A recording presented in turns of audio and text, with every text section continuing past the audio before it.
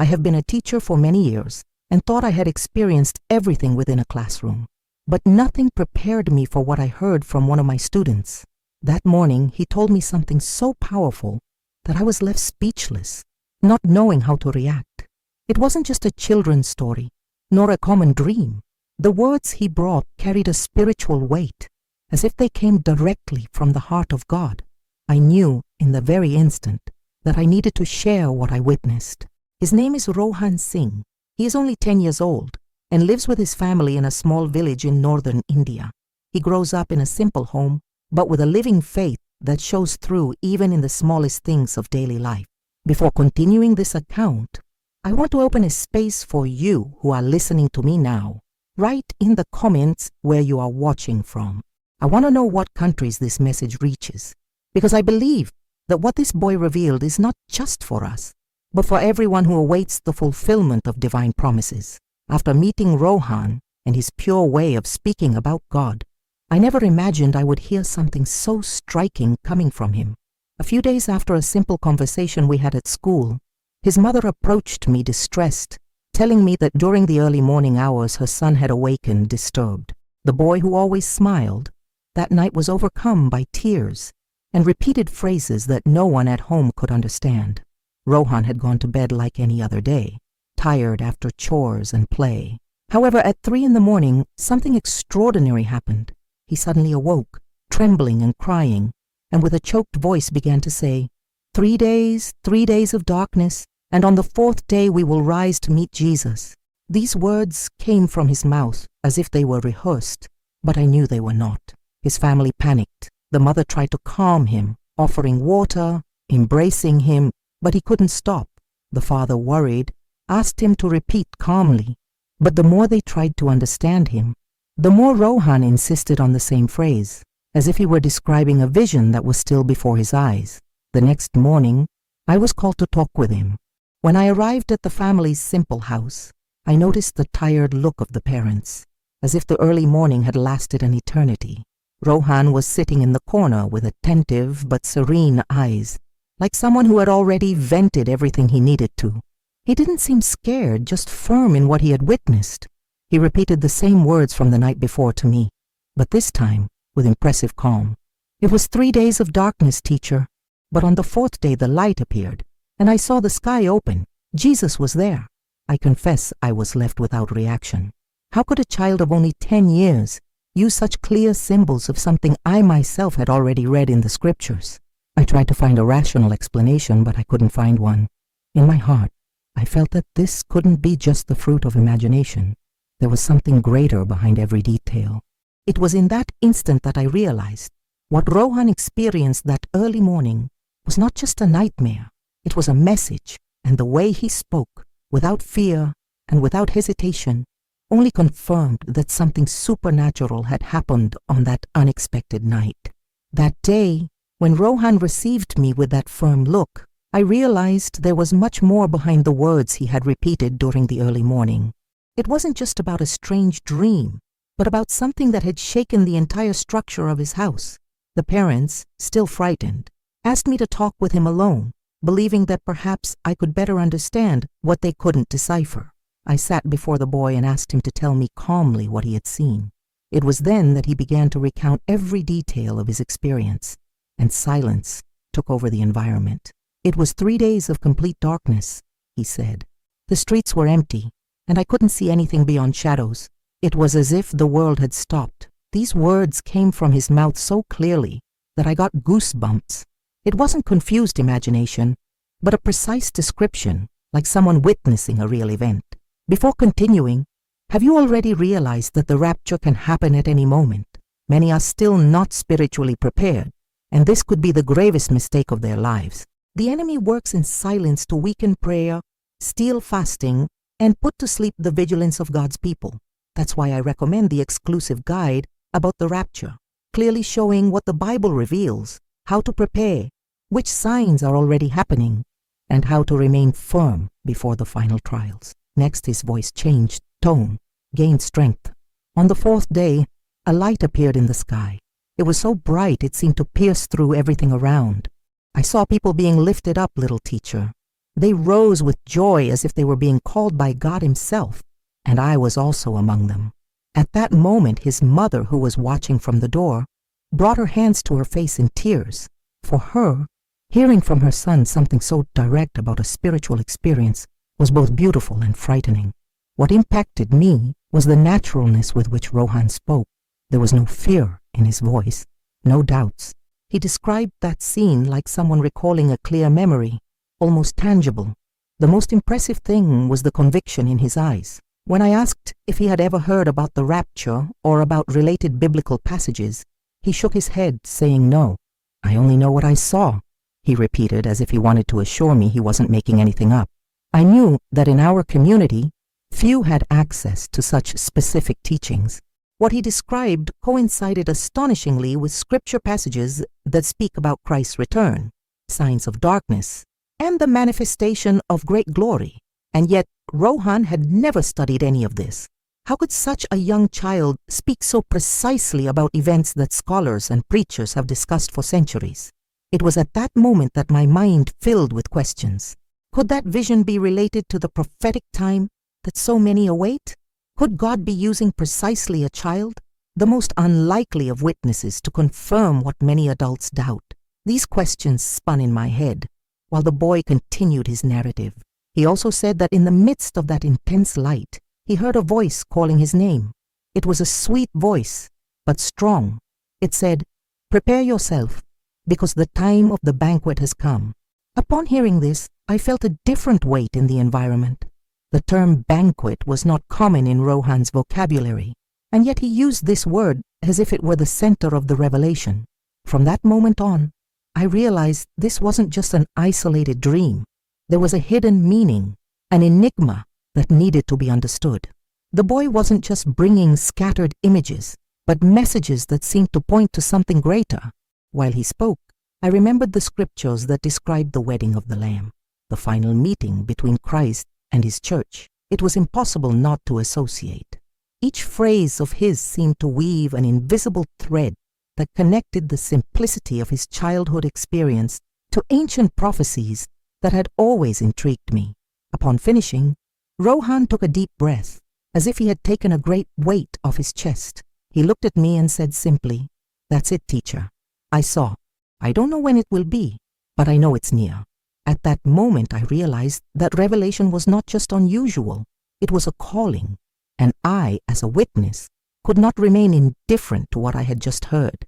After sharing everything he had seen about the days of darkness and the light that emerged on the fourth day, Rohan took a deep breath and remained silent for a few moments. I thought he had finished, but suddenly he began to speak again with a serious expression, different from any other I had ever seen in a child. He looked at me fixedly and said, "I will still turn 77.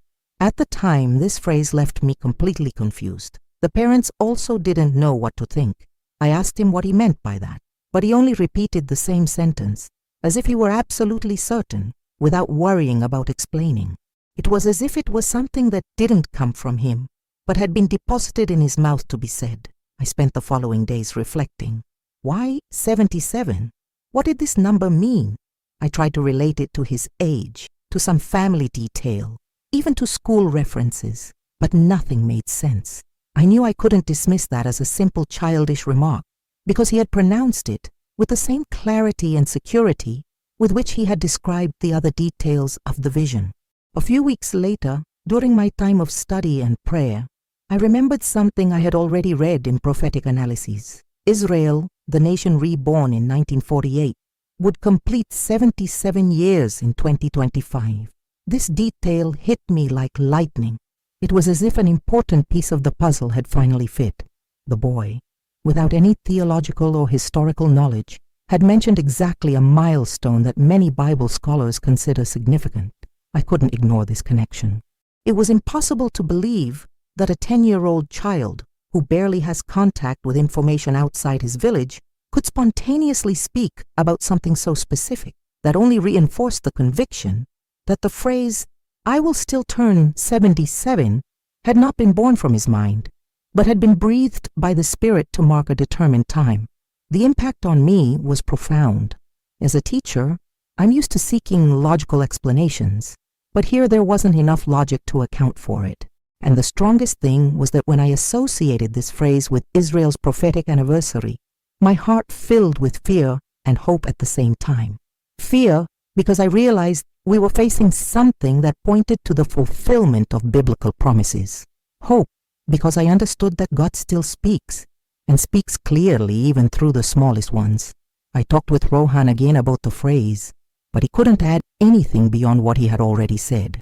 For him, that was a fact, not a hypothesis. The conviction he transmitted reminded me of the prophets of the past, who spoke only what was revealed to them without worrying about understanding all the details. This simplicity moved me deeply. From there, I began to look at each sign with different eyes. I came to understand that the boy's vision was not just an isolated message, but part of a greater message, connected to times and numbers that God had already established.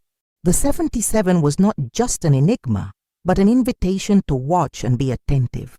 Many could laugh, doubt, or even reject this account, but I, who was there, saw the seriousness in that child's eyes and heard with my own ears the phrase that still resonates within me. I have no doubt that Rohan was used to reveal something that goes beyond human understanding, and since then, every time I think of this mysterious number, I feel it's not just about mathematics or historical coincidence. It's a sign, a prophetic milestone that points to a time of preparation, an alert that we are closer than we imagined to the fulfillment of the greatest promise, the glorious return of Christ. After hearing the phrase that Rohan pronounced with such conviction, I could no longer live as before. I returned home that night with a restless mind. While walking through the quiet streets of the village, I carried in my heart a mixture of fear and reverence. Something told me it wasn't just an isolated episode, but a revelation that needed to be understood with depth. As an educator, I have always believed that questions deserve investigation. That's why I began to seek answers. I opened the scriptures again, revisited passages I had read so many times, but which now seemed to gain a new brightness. The accounts about signs in the heavens, about determined times, and about the church's hope became more alive than ever. I read like someone looking for water in a desert, trying to understand what was behind those words of a child. I wasn't limited to just the texts. I began recording every detail, comparing dates, events, and references. I noted in notebooks the possible connections between the number 77, Israel's calendar, and the landmarks that recent history had left us. With each page filled, my conviction grew that this was not coincidence, but a piece within a greater plan. Still, I knew that understanding would not come from study alone, so I decided to fast. In the first days, it was difficult to maintain the rhythm, as the weight of school responsibilities and daily life seemed greater. But the more I surrendered in prayer, the more I realized that the silence of fasting helped me hear what truly mattered. In my prayers, I would say, "Lord, show me if this boy is merely a momentary instrument, or if his revelation carries something we need to guard seriously." The answers didn't come immediately. There were moments when I felt frustrated, as if I were talking to myself. However, something within me urged me not to give up. I recalled the parable of the persistent widow before the unjust judge. She didn't stop crying out until she was heard. I decided to act the same way. I continued bending my knees and crying out, with the conviction that the just God would not fail to bring clarity at the right time. During this process, I realized something precious. It wasn't just about understanding a child's dream, but about being prepared to discern the times. Rohan's vision wasn't delivered by chance. It was as if God himself had chosen someone small, without titles or education, to remind us that he speaks to whom he wants, when he desires, and in the way that pleases him. This realization changed my way of seeing everything. As the weeks passed, I began to feel peace amid my questions. It was as if the Holy Spirit was guiding me to put the pieces together little by little. One night, while rereading the notes I made about Israel, I understood that the age of 77 years wasn't just a chronological number, but a spiritual marker. Not that it was an exact prediction of days and hours, but rather a reminder that times are advanced and we can no longer live distractedly. This revelation brought such weight to my heart that I felt the need to share with other brothers and sisters in Christ. I gathered some women from the community and told them what had happened. Many were moved, others remained silent, reflecting. One of them, older, said something I never forgot. God always chooses unlikely vessels to speak. It's not about who has the loudest voice, but who has a pure heart to hear. These words confirmed in me that I wasn't exaggerating in taking seriously what I had heard from Rohan. The search for meaning also led me to perceive my own frailties. I discovered that many times I myself had doubted that God still spoke so directly. Seeing this happen before my eyes was like a call to abandon any unbelief and trust fully in the Lord's sovereignty. Today, looking back, I know those weeks of study, fasting, and prayer were not in vain. They taught me that it's not enough to hear a revelation. One must discern it, confirm it, and guard it in the heart. It was in this process that I understood the boy's vision wasn't just a spiritual curiosity, but a call to vigilance and preparation. And above all, I understood that the clarity I sought so much wouldn't come only from the pages I studied, but from the living presence of God, who continues to reveal himself to those who seek him with sincerity. A few days after the first account, Rohan came to me again. He seemed to carry something kept inside, as if he were waiting for the right moment to reveal it. Calmly, he asked to speak with me again, and I noticed his expression wasn't one of fear, but of expectation. I sat beside him and asked if he had seen something more. It was then that he described an even more impressive dream. I was in front of a very large house, teacher, he began. It was like an ancient palace, but at the same time seemed simple and welcoming. Outside, there were tall trees and an illuminated path that led to the door. When I entered, I realized everything was prepared for a party. He told me there were extensive tables covered with white tablecloths, gleaming plates and cups ready to be used. There was a gentle perfume in the air, different from anything he had ever smelled. Men and women moved through the room arranging details while other guests were arriving.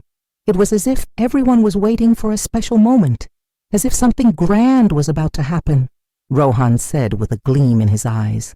At the center of the scene, he described the presence of a man who appeared to be a loving father. He wasn't someone ordinary. There was in him a mixture of authority and tenderness. The boy said that when looking at that man, he immediately felt peace, as if he were before someone who already knew him deeply. This character approached and declared in a firm voice, "The great banquet will be in June." When I heard that part, I shuddered. For a child who wasn't familiar with formal parties, nor with deeper religious concepts, using the word banquet and associating it with a specific date couldn't be just any detail. I knew there was something hidden in that information. I continued listening and Rohan proceeded. I wasn't the age I am now. In the dream I seemed younger, as if I had gone back a few years. My sister, who is no longer alive, was also there. She asked me how I would like the plates for the party to be bought. I was confused, but the father looked at her and said it was time to reveal what was happening. This part moved me deeply. He was describing deceased family members participating in a heavenly preparation, as if the dream were uniting past and future in the same scene. The father then looked at the boy again and said, "Don't worry about the details. Everything is already prepared. What matters is that the celebration is very close." With each phrase, I felt a spiritual weight taking over the environment. It was as if heaven itself had given the boy the opportunity to see in advance what many call the wedding feast, the final reunion between the bridegroom and his church. But what caught my attention most was the mention of the month of June. At the moment I heard that, I still didn't understand the depth of the revelation. To me it seemed just a symbolic date, but I already sensed there was something beyond, something hidden that would only be revealed at the right time. The very way Rohan spoke suggested it wasn't about a common calendar, but a message with hidden meaning. He finished the account saying, "The father showed me a house near a river and said that would be the gift for me. But he added that I could only take possession on the day of the banquet. The house was ready, brilliant, but it wasn't yet time to enter."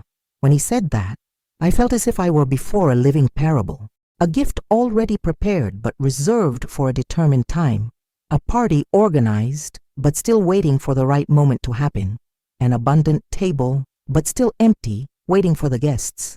I returned home that day, consumed by reflections.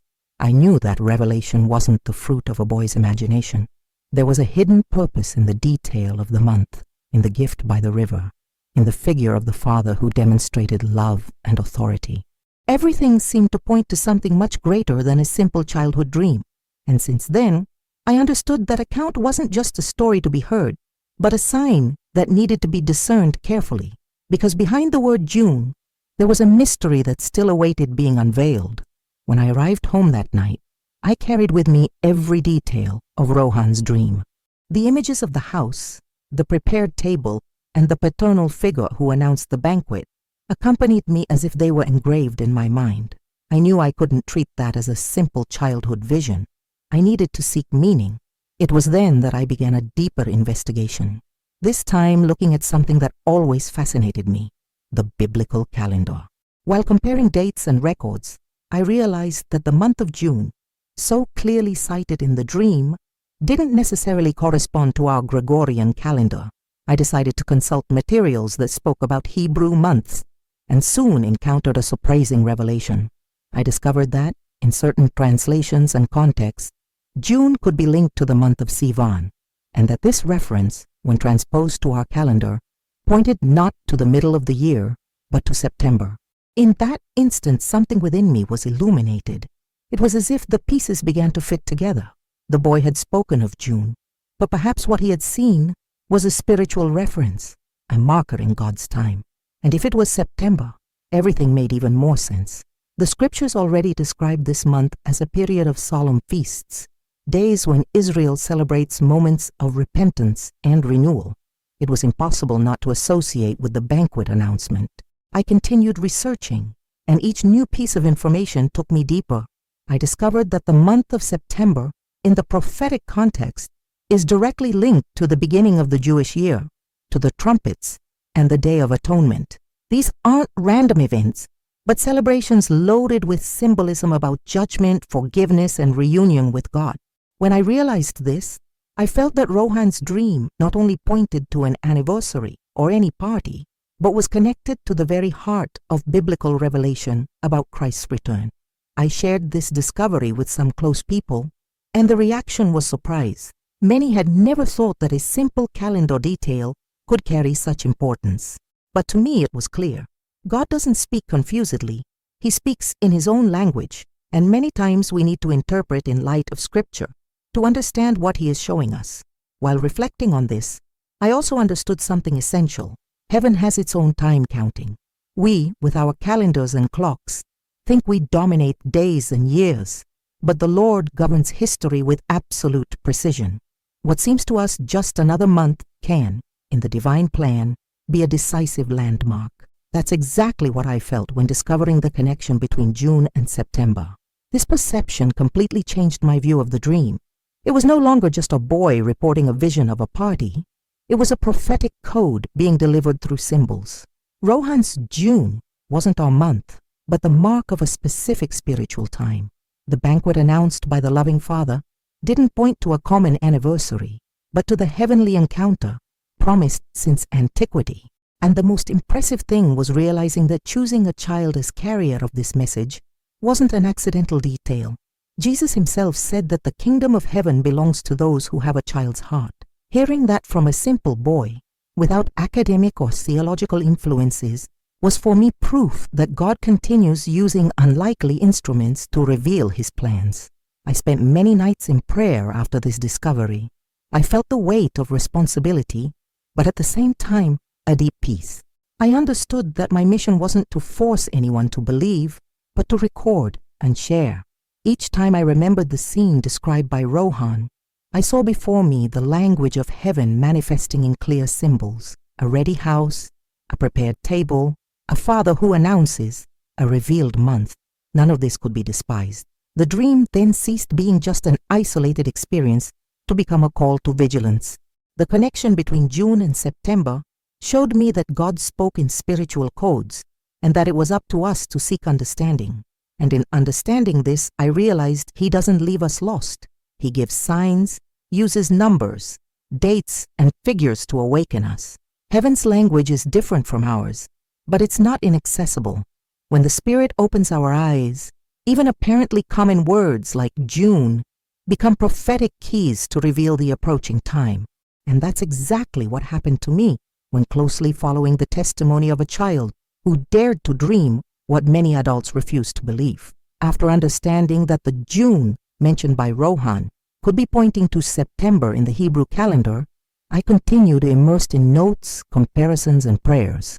I had already understood that the dream spoke of a determined time, but an essential element was still missing: the year. And it was precisely at this point that something unexpected emerged before me. When reviewing the notebooks and diaries where I usually record my reflections, I found a detail that had previously escaped my notice. Among the notes about the dream, the phrase "banquet at the right time" was accompanied by a marking that had not been made by me, but which Rohan had insisted on repeating when he recounted the vision. "It won't be now, it will be later, when the time comes." These words echoed differently, and I knew I needed to look more carefully. It was then that, when cross-referencing the data with Israel's historical landmarks and prophetic observations, a specific number jumped out at me: 2025. It was as if all the signs converged to this point. The 77-year anniversary of the nation, the month of September linked to the biblical calendar, and the boy's insistence on saying it wouldn't be right away, but at a determined time in the future. The impact was immediate. Until that moment I was dealing with symbols, months, and references, but now there was a concrete year before me. I felt a mixture of fear and responsibility. I didn't want, in any way, to fall into the error of setting dates without discernment, but I also couldn't ignore that everything pointed to this landmark. I went back to talk with Rohan, and in a simple way, he reaffirmed. The father said the party was near, but that it wasn't for that day. I knew I had to wait, that there was still a little more time. His naturalness in talking about waiting for the right time touched me deeply. A child couldn't understand the complexity of prophetic periods, but the message was there, clear and firm. I spent nights reflecting. Could 2025 be just a symbolic sign or a real landmark within the divine plan? While I prayed, I felt in my heart the confirmation that God was pointing to this year as a special prophetic season, not because it was the date when everything would happen exactly, but because it represented a watershed, a time of warning and preparation. The most extraordinary thing is that when I aligned this perception with the rest of the vision, everything began to make sense. The banquet wasn't simply a festive event. It represented the consummation of a promise. The house by the river, the reserved gift, the prepared table, everything indicated that the celebration wasn't earthly, but heavenly. And if the month corresponded to September, the year that emerged was 2025, marking not only human counting, but a complete cycle for Israel and for the church. This discovery moved me deeply.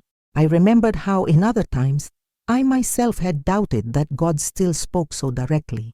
But now, before me, there was a boy who confirmed with his simplicity what scholars dedicate years to understand.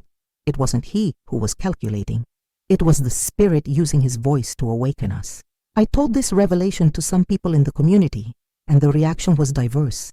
Some were moved, others remained silent, and there were even those who questioned whether I wasn't seeing too much. But in my heart, there was no doubt. The Lord had allowed me to see this detail so that I would know the seriousness of what was happening.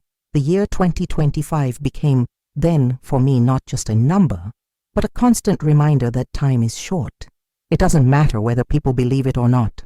What matters is that the message was delivered, and it's up to each person to seek understanding before God.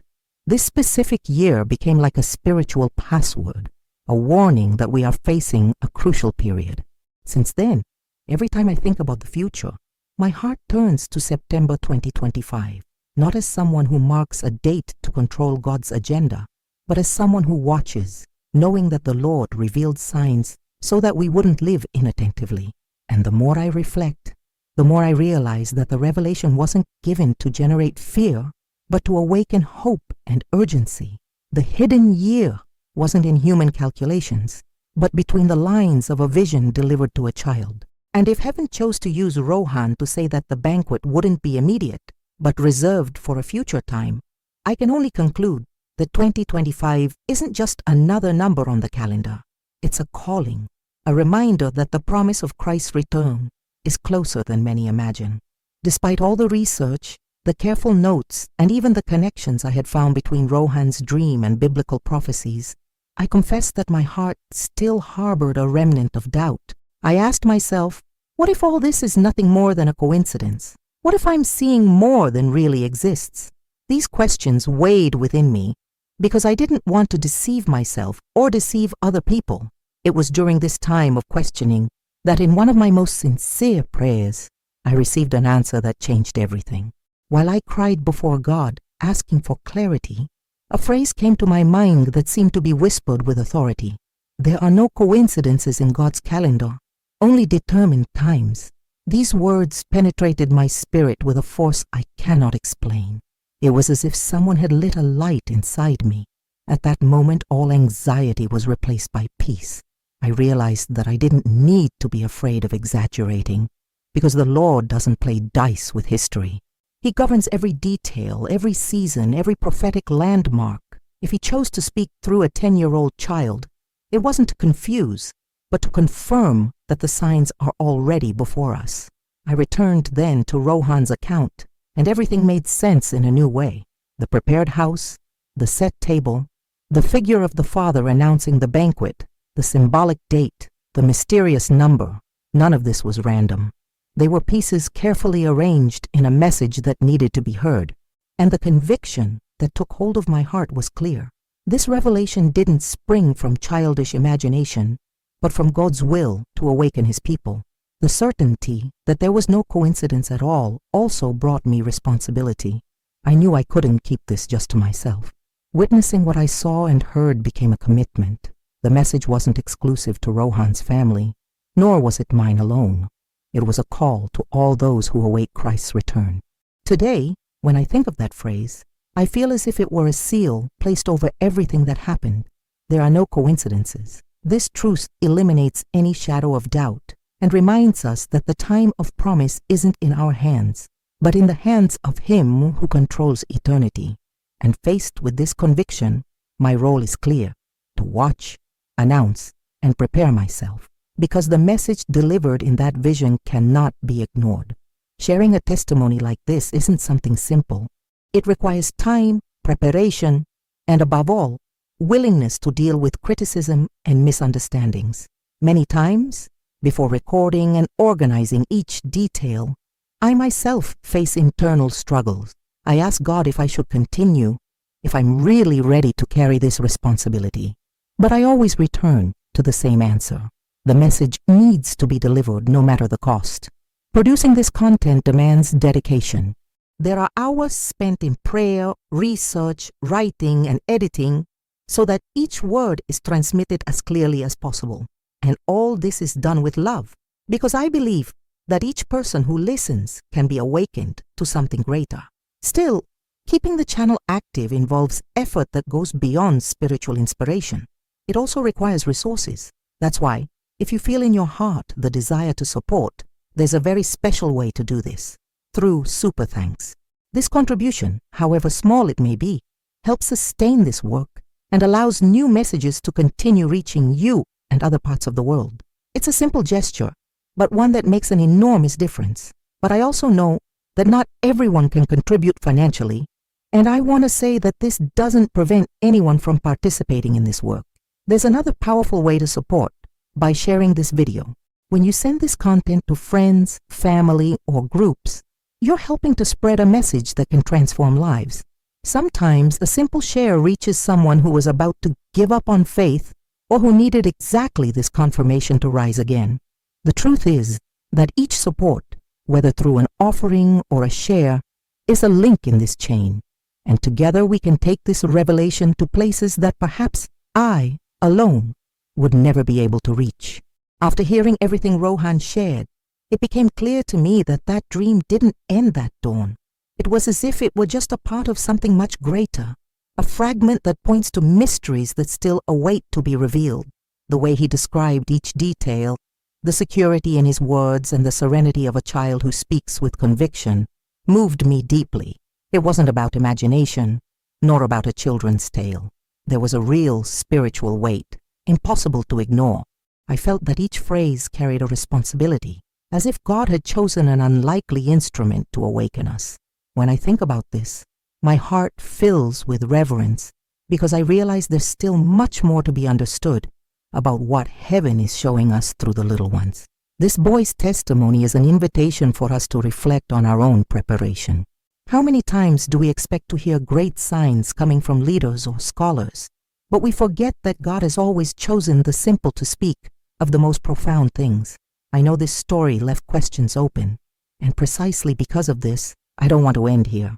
There's more to be seen, more to be understood. That's why I invite you not to miss the next video on the channel.